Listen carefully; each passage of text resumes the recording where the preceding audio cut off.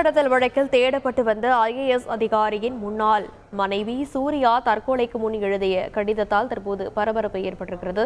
இது பற்றிய மேலும் விவரங்களை செய்தியாளர் பிரபு விவரிக்க கேட்கலாம். வணக்கம் பிரபு, தற்கொலைக்கு முன் அவர் எழுதிய கடிதத்தில் என்ன குறிப்பிட்டிருந்தார்? வணக்கம்.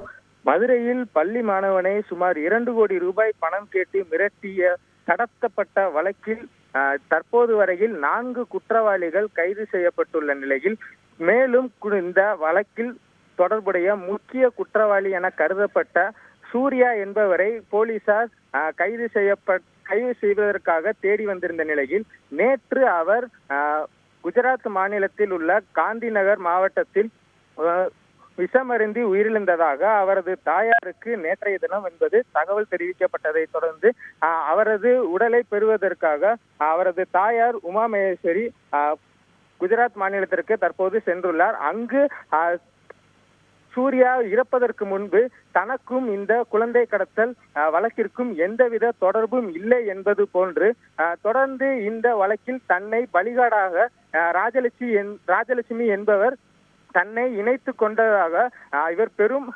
கவலையுடனும் வேதனையுடனும் இந்த சுமார் 4 பக்கங்களுக்கு கடிதமாக எழுதி தமிழக முதல்வர் மற்றும் உதயநிதி ஸ்டாலின் அவர்களுக்கும் தன்னை நிரபராதி என்று அறிவிக்க வேண்டும் என்று கோரிக்கை விடுத்து அந்த கடிதத்தில் குறிப்பிட்டுள்ளார். தொடர்ந்து தனக்கும் இந்த கடத்தல் வழக்கிற்கும் எந்தவித தொடர்பு இல்லை என்பது போன்ற முழு விளக்கங்களுடன் 4 பக்கங்களுக்கு கடிதமாக எழுதியுள்ளார். இந்த கடிதம் என்பது தற்போது கிடைத்துள்ளது.